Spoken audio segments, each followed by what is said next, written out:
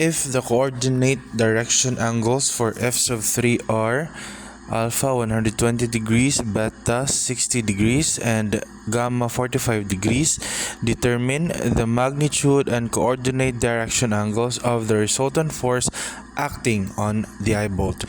So what it means is that for our f sub 3 here, although it is not labeled in the figure, but its coordinate direction angles are given as follows: 120, 60, and 45. So what is required for this is we are to solve for the magnitude and direction of our resultant force, or the coordinate direction angles.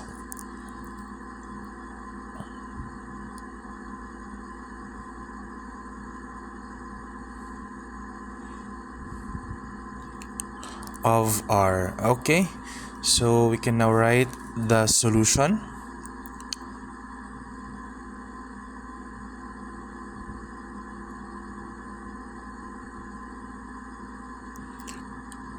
So for our solution, it is always best that we express our forces into its Cartesian vector form, because we are dealing with three-dimensional analysis here. So the use of unit vectors I, j, and k is very essential.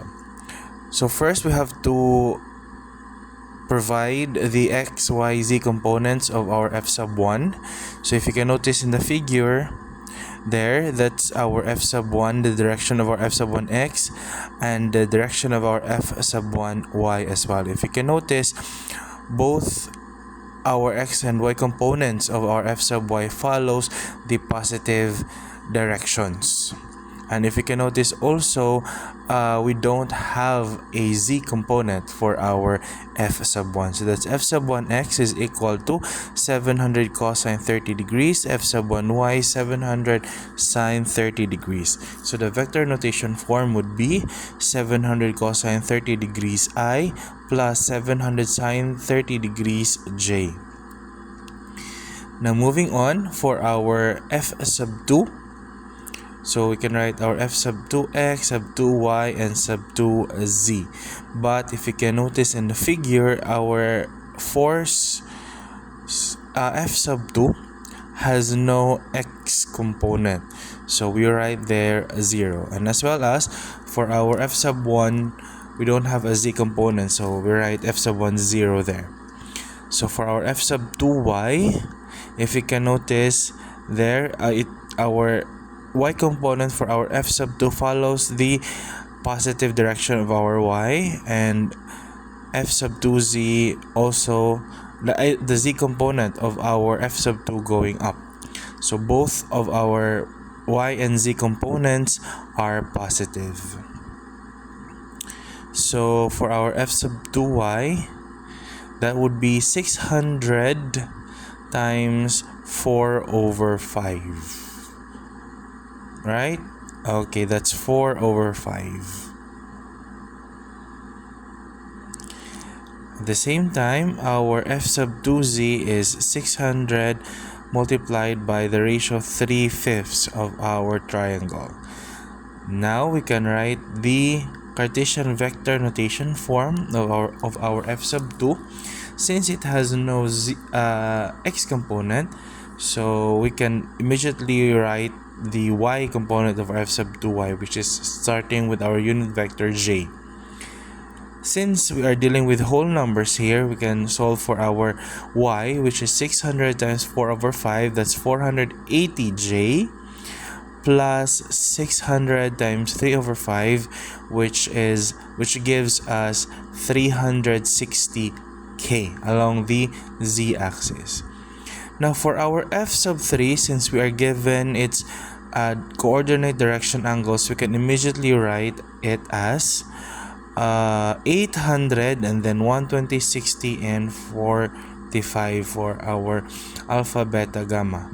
So that's 800 cosine 120 degrees I plus 800 cosine 60, I believe, yes, 60 degrees j plus 800 cosine 45 degrees K.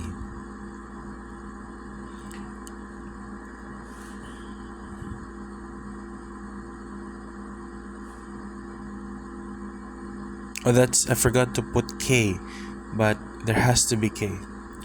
Okay, so for the vector form of our R, we can now solve for the Cartesian vector notation form of our R. Our resultant force is equal, the vector form of our resultant force is equal to vector form of our force 1 plus vector form of our force 2 plus vector form of our force 3. Again, you can only do this if all of your forces are expressed in vector forms. So for our F sub 1, that would be 700 cosine 30 degrees I plus 700 sine 30 degrees J. That's the entire F sub 1 in its Cartesian vector form.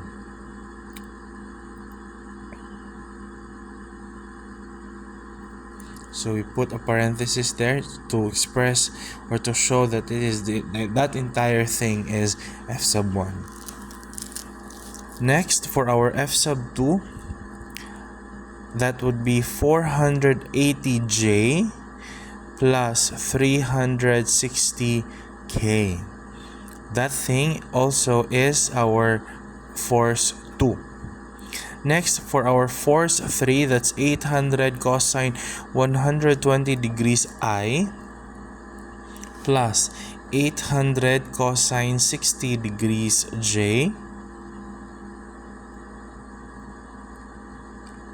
plus 800 cosine 45 degrees K.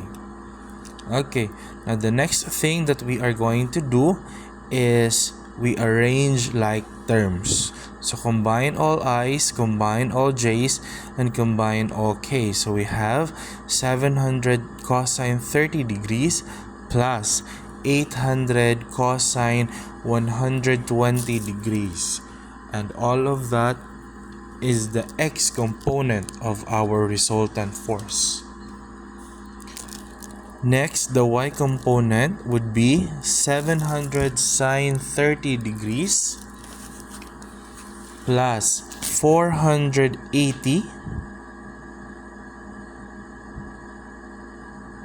plus 800 cosine 60 degrees. And that entire thing is J, which represents the y component of our resultant force. Next, we move on to our z component, which gives us 360 plus 800 cosine 45 degrees, and that entire thing is our k, or the z component. Now we can now solve for the individual values for our x, y, and z components of our resultant force. So that's, we start with our I, or our x component, which gives us 700 cosine 30 degrees plus 800 cosine 120 degrees, which gives us 206.217,782,649.11. Now, if you can notice, if you are following this by calculating as well, the number of values after the decimal point is, for my case, has more numbers after the decimal point because I'm using this this calculator. But nevertheless, I would say, I believe that when you're using the physical calculator, it only gives you around, the whole values will only add up to 10 digits, and that is okay. Next, for our y component, that's 700 sine 30 degrees plus 480 plus 800 cosine 60 for our j, which gives us 1230 j. Now for our k, that's 360 plus 800 cosine 45 gives us 925.685.424.94924K.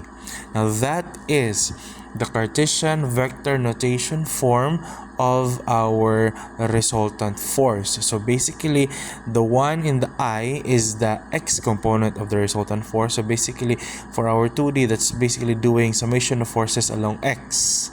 Then 1230 is 1230 is the y component of our resultant force, and so on.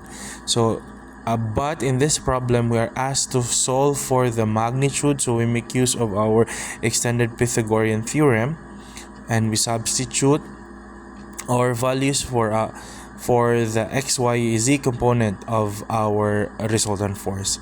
So that's you square it for our x, then our y would be 1230 squared plus 925.685424.94924 quantity squared.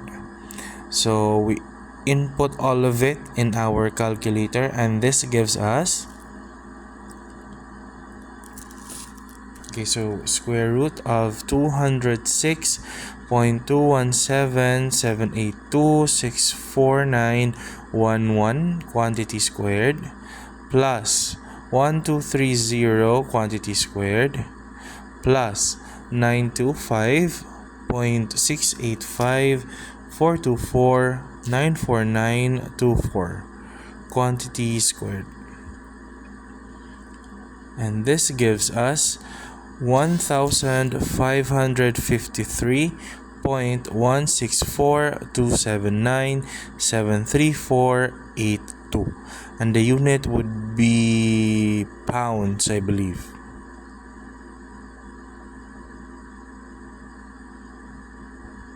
Unit is, yes, pounds. Okay, and make sure to box your final answer. Now, in some textbooks, they would use the condensed form of this, meaning we know that for newtons, if that is already in thousands, we call it kilonewtons. In pounds, the equivalent for that would be kips or kilopound.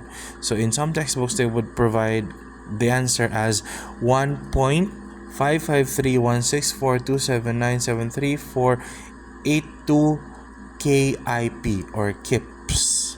Okay. Now for the coordinate direction angles, we have for our alpha is equal to arc cosine r sub x over the magnitude of r. So that is 206.21778264911 divided by 1553.164.279.73482, and this gives us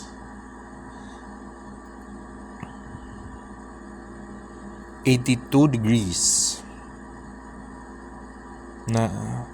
279.73482. Okay, so this gives us 82 degrees 82.370.155.62687 degrees. Okay, and again, don't forget to box your final answer.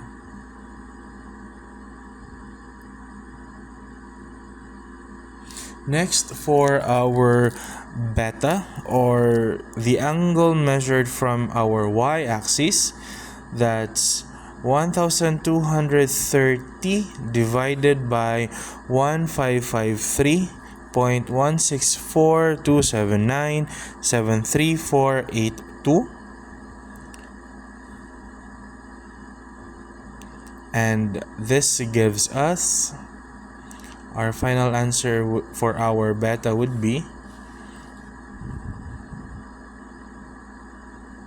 so r cosine 1230 divided by 1553.164.279.73482. So that's 37 Okay, that's 37.633,601,654,61 degrees. And also, don't forget to box your final answer. That's for our beta. And lastly, for our gamma.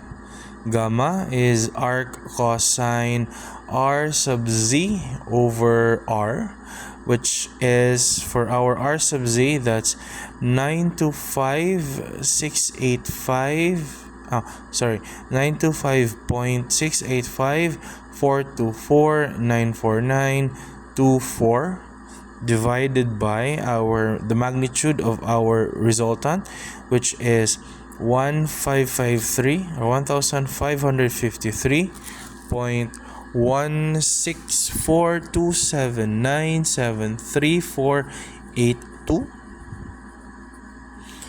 and we input that in our calculator. This gives us, so shift cosine gives us our cosine 0.685,424,949,24 1553.164,279,734,82 gives us 53.416,069,609,14 degrees. Now, if you can notice, when solving a three-dimensional analysis for our force system, basically the procedure, it is very procedural. What is expected that you just have to master how to look at the figure.